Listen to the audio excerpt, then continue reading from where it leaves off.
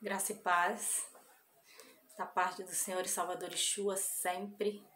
Louvado seja o Criador por mais uma oportunidade de ser ministrado pela palavra e poder deixar aqui no canal. Então, de antemão, quero pedir que o Senhor permita que todos tenham discernimento, que sejam edificados, porque esse é o objetivo da palavra do Senhor. Nos edificar, nos conscientizar da existência e do cuidado do Pai que tem sido demonstrado diariamente em tudo. O Criador não perde o controle, ele está sempre no controle de tudo.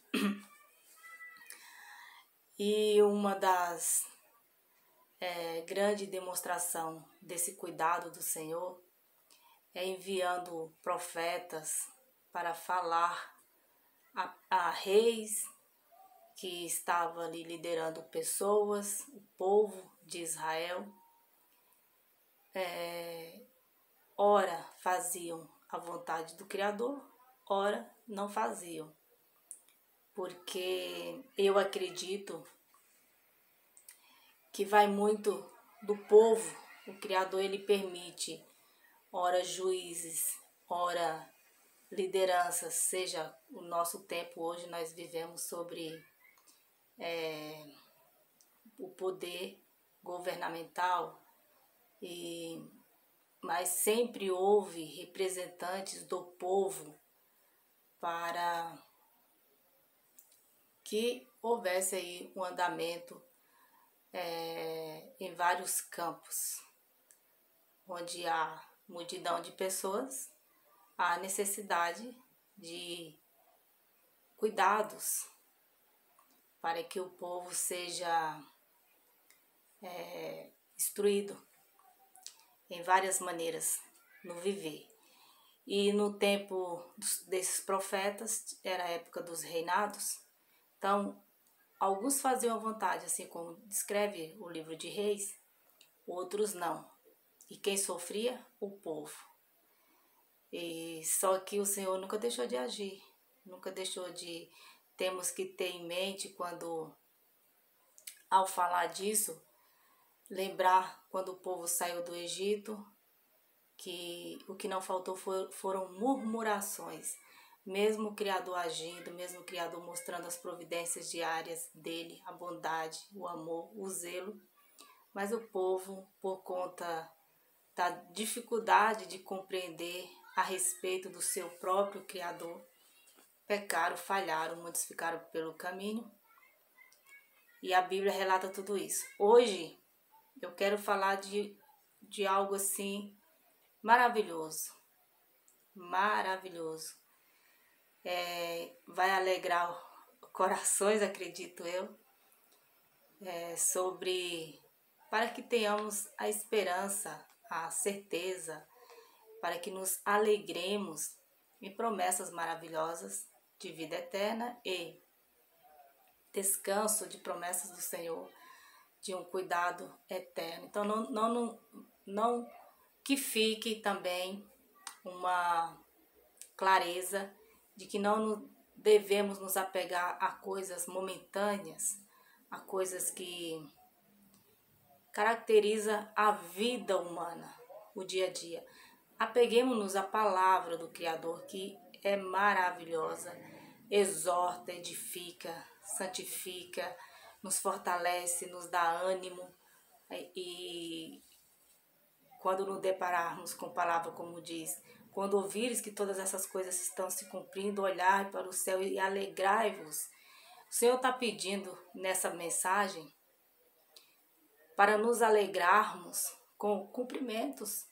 Existem cumprimentos que não são nada bons. Por quê? Porque caracteriza uma humanidade corrompida, cheia de iniquidade, que está caminhando para a corrupção mais e mais. Está caminhando mais e mais para o esfriamento do amor. Para tudo aquilo que lá em Gálatas,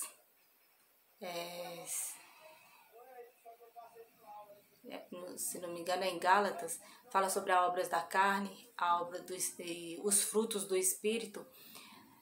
Vemos, quando olhamos para o mundo pagão, as obras da carne, ela é muito evidente, ela se manifesta, ela fica muito em evidência.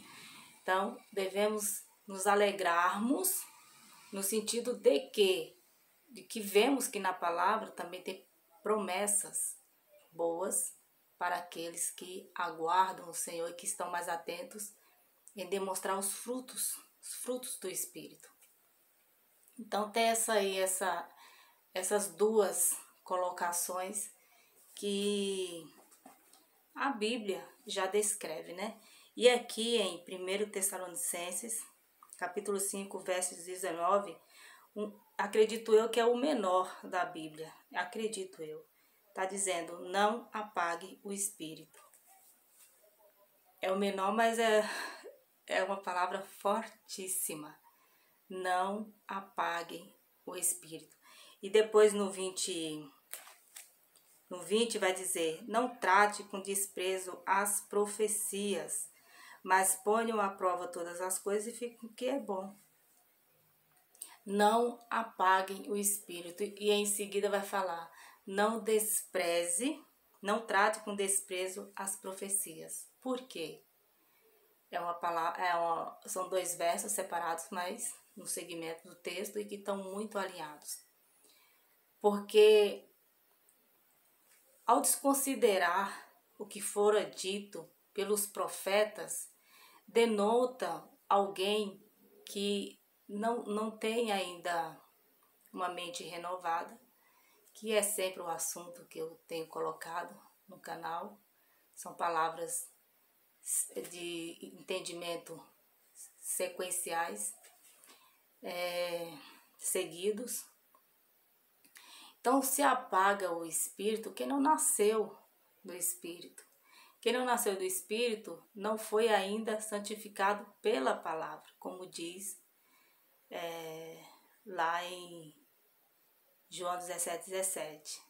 O Salvador disse que estavam os discípulos ali. Ao perguntar algo a ele diz que vocês já estão sendo limpos ou santificados pela palavra que eu vos tenho dito. E a palavra, é importante sempre frisar isso, testifica do Salvador, está falando dele desde Moisés. E os profetas, houve a necessidade de se levantar os profetas, o Criador os levantou para ir preparando um povo que, na sua maioria, permaneceu relutante, permaneceu rebelde. Por quê? Por conta da dificuldade de serem pessoas espirituais, de olharem para a criação e, claro, algo ainda mais evidente, as providências do Senhor.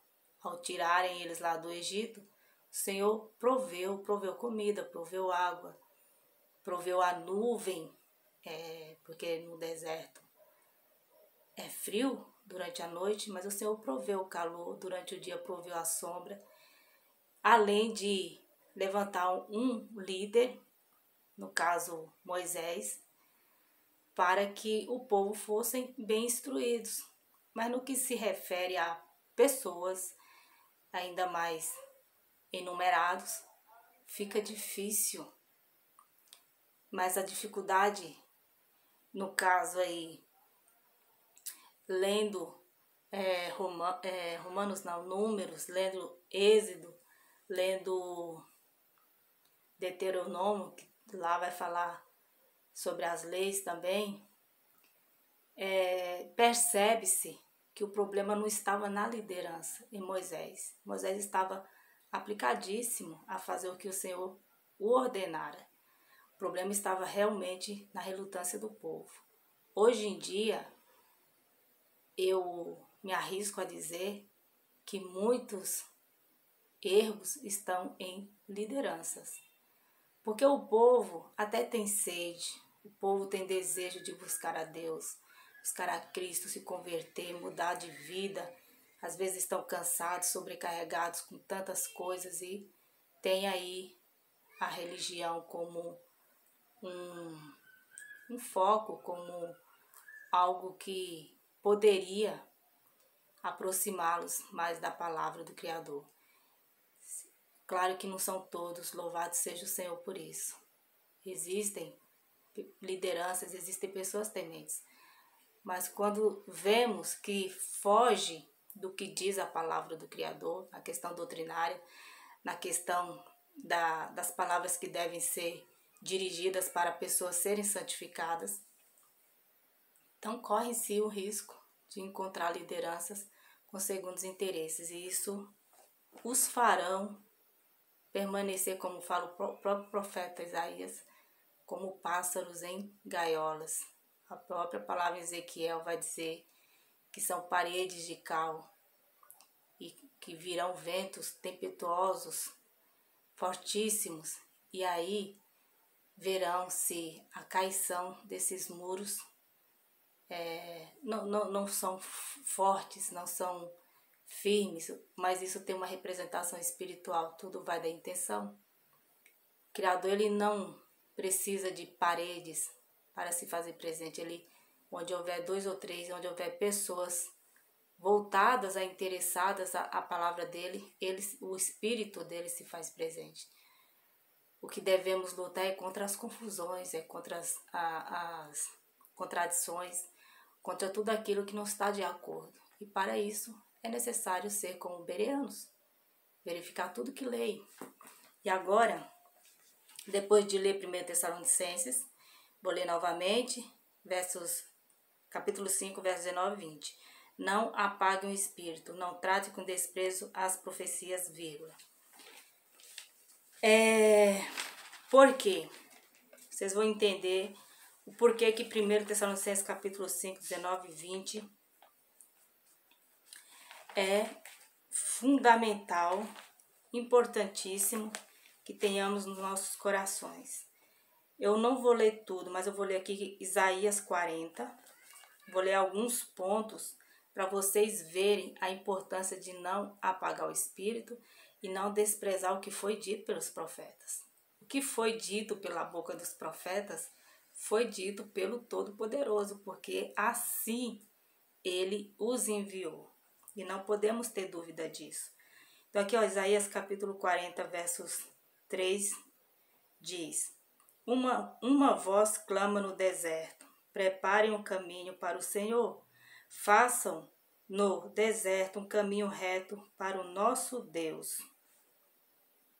Vou ler novamente.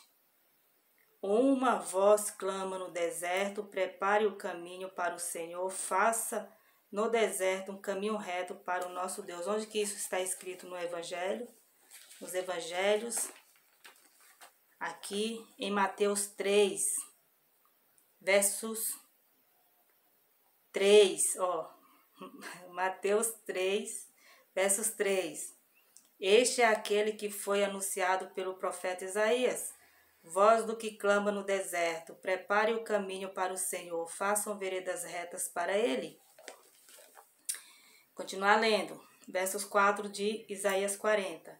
Todos os vales serão levantados, todos os montes e colinas serão aplanados, os terrenos acidentados se tornarão planos, as escarpas serão niveladas, a glória do Senhor será revelada, e juntos todos a verão, pois é o Senhor quem fala.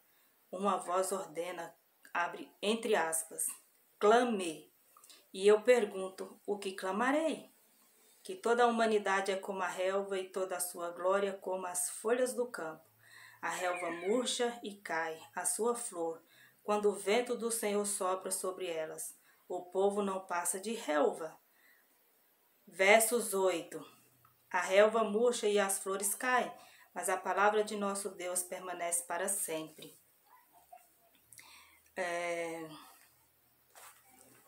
Versos 9. Você que traz boas novas a Sião, suba no alto monte. Você que traz boas novas a Jerusalém, erga a sua voz com fortes gritos, erga, não tenha medo. Diga à cidade de Judá, aqui está o seu Deus, o soberano Senhor, vem com poder, com seu braço forte ele governa, a sua recompensa com ele está. Não, peraí, a sua recompensa com ele está, e seu galardão o acompanha.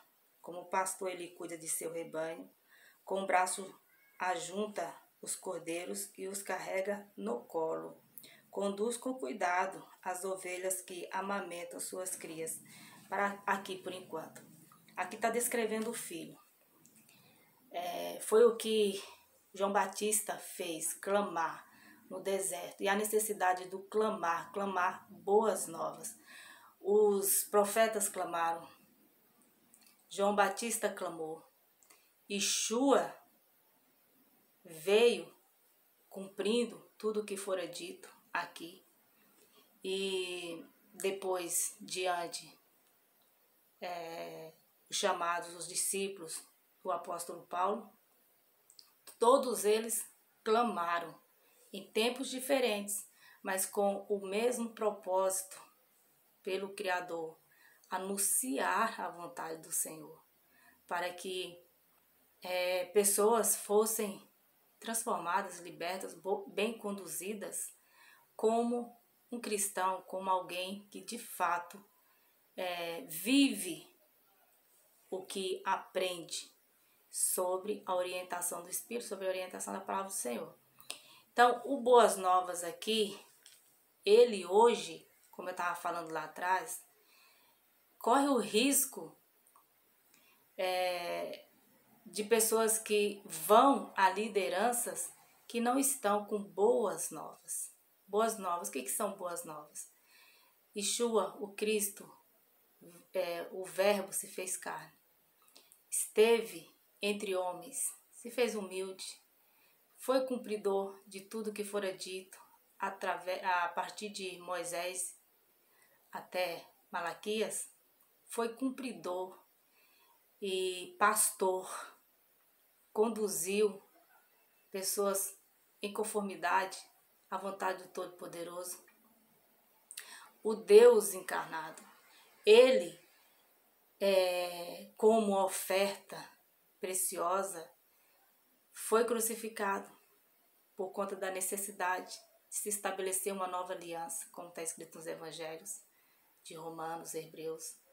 Foi estabelecida a aliança, foi feito o sacrifício, como está escrito em Romanos 9 e capítulo 10, definitivo, perfeito e definitivo.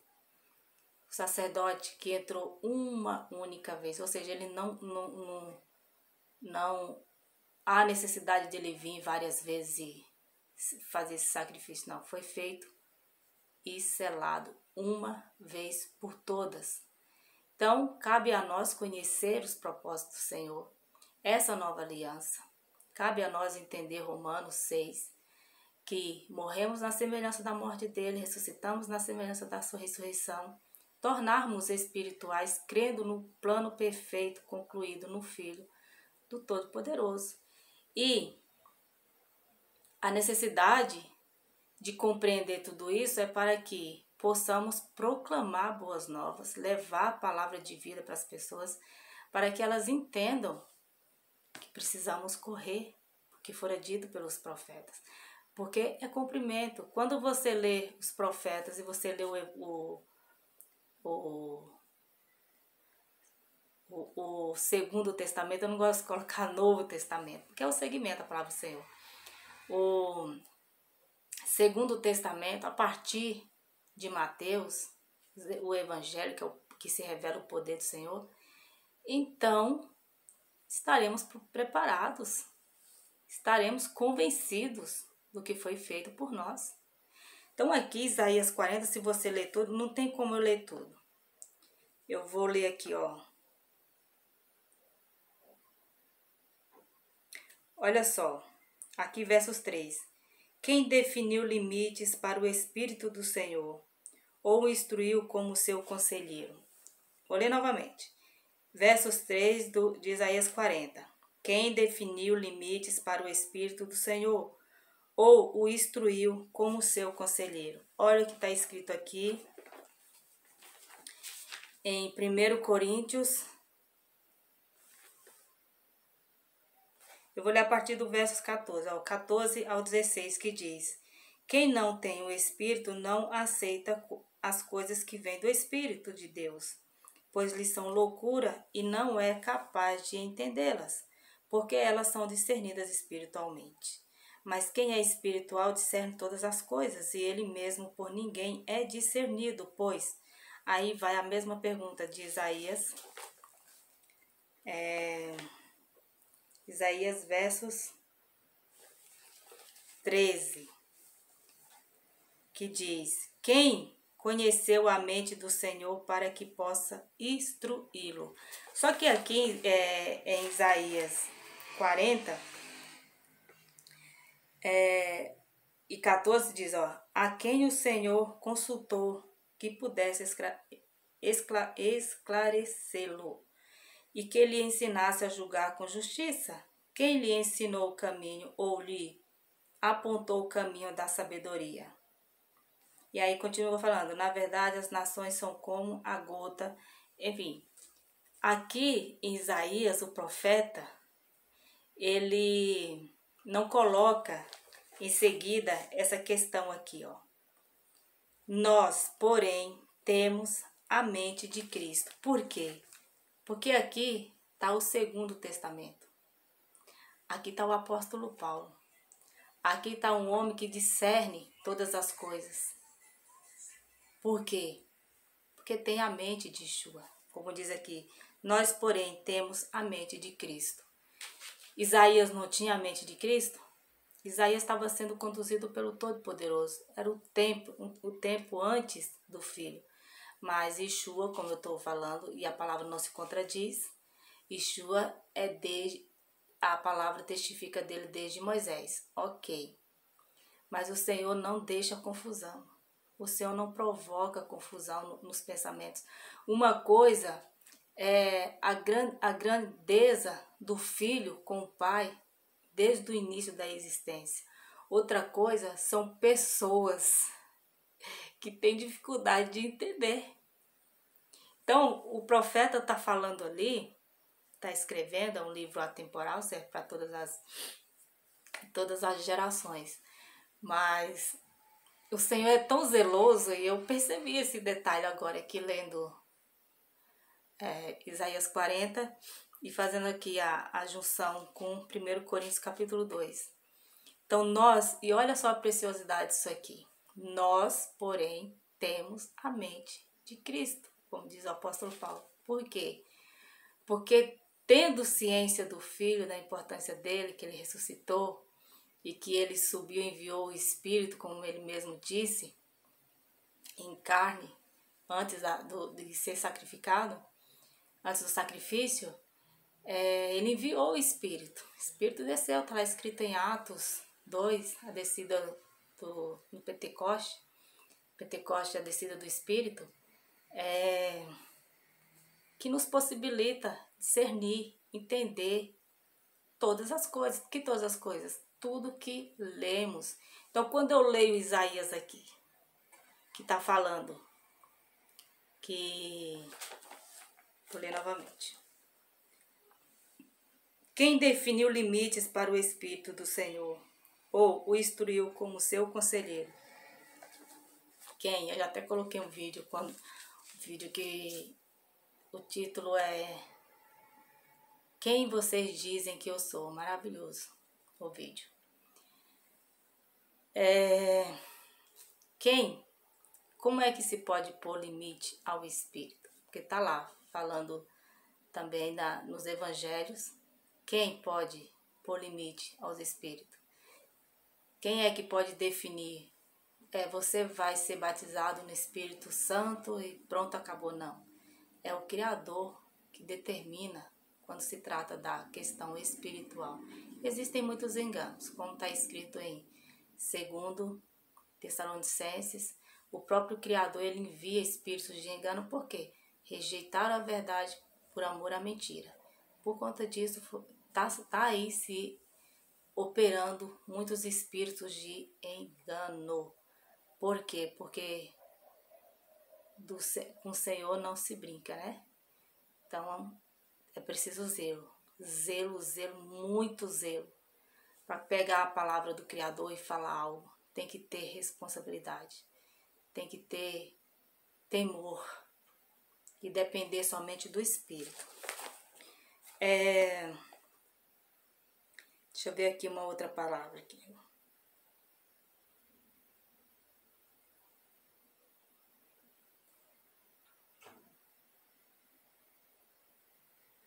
Ó, aqui no verso 18. Com quem vocês compararão Deus? Como poderão representá-lo? Com uma imagem que o artesão funde e que o ourives cobre de ouro e para a qual modela correntes de prata? Ou como o ídolo do pobre, que pode apenas escolher um bom pedaço de madeira e procurar um marceneiro para fazer uma imagem que não caia? Então, é triste aqui, gente, porque essa colocação aqui do profeta Isaías demonstra que as nações, o povo,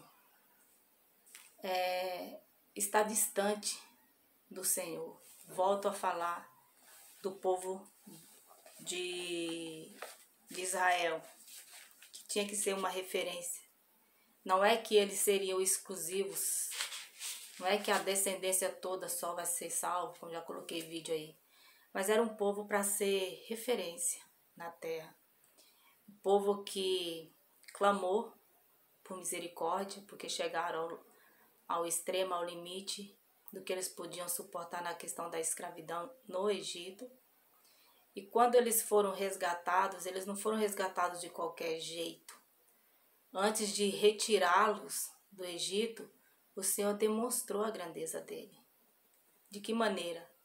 Manifestou o poder, claro que um pouco do poder, porque o Senhor é poderosíssimo, mas ficou evidente, mais do que evidente, o amor e a perseverança do Todo-Poderoso em tirá-los. E eu sempre você vai sempre ver eu colocando aqui pelo sentido espiritual. É claro que eu entendo a letra, como quer passar a mensagem, porque quando o Senhor envia as pragas, o Criador, ele endureceu, relata, ele chegou a endurecer o coração do faraó, porque ele sonda, ele conhece os pensamentos, ele também endurece, ele transforma o coração de pedra em coração de carne. Propositalmente o Senhor endureceu o coração do faraó. E por quê? Porque o povo não estava ainda conhecendo o poder, a grandeza do Todo-Poderoso. E ali foi manifesto, o Senhor manifestou o poder dele. O Senhor, da primeira praga, não precisava nem de praga, simplesmente amolecer o coração do faraó a respeito e ele abrir mão de todo aquele povo escravo. Mas o Senhor ensinava ali que o lado espiritual, porque a palavra do Senhor sempre tem um sentido espiritual, da dificuldade das pessoas reconhecê-lo, reconhecer o Todo-Poderoso, o Criador de Israel, de Jacó, de Abraão, o Criador de José, que foi perseverante até o fim na fidelidade ao Senhor, e no cumprimento que o Senhor fez na vida de José, algo extraordinário, e cumpriu um sonho, uma promessa. Então, o povo precisava conhecer, precisava ver o Criador. E é interessante que o Criador manifestou o poder dele não só para o seu povo, mas para o faraó e para todo o povo ali que presenciaram.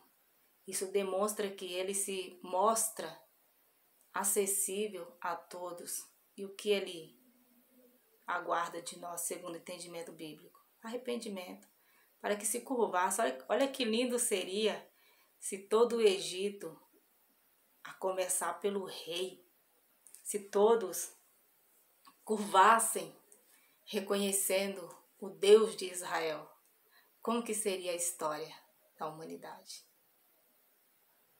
Né? Como que seria? Seria extraordinário, pois o Senhor surgiu e o povo todo se curvou. Mas isso não aconteceu por quê? Por conta da dureza, da obstinação. Claro que o Senhor endureceu o coração do faraó, mas o faraó já tinha o coração endurecido. O Ramsés, não era nem o pai, era o Ramsés. E depois disso, o povo do Todo-Poderoso, que atravessou o mar a seco, quando chega no deserto, começa a murmurar.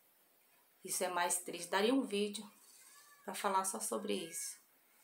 Estou resumindo aqui, porque o profeta, ele coloca isso daqui e é muito interessante. Com quem vocês compararão Deus? Como poderão representá-lo? Hoje em dia, com quem que vocês se comparam ao Todo-Poderoso? Com quem vocês podem comparar ao Todo-Poderoso? E de que maneira vocês podem representá-lo? Como que um líder representa o filho, o pai? De modo simples, porque se queremos representar um chefe de tal determinada empresa, temos que estar à altura desse chefe, de conformidade ao que ele quer que você passe. Você tem que representá-lo. E aí, como é que você vai representar o Filho do Todo-Poderoso? Quem foi ele? Precisamos conhecê-lo. Saber como que ele andou, quais foram as palavras dele, para que ele seja muito bem representado. E aí, fica a pergunta. Tá acabando o tempo aqui. Será que as pessoas estão representando a Yeshua, representando Cristo? Precisamos conhecê-lo para representá-lo.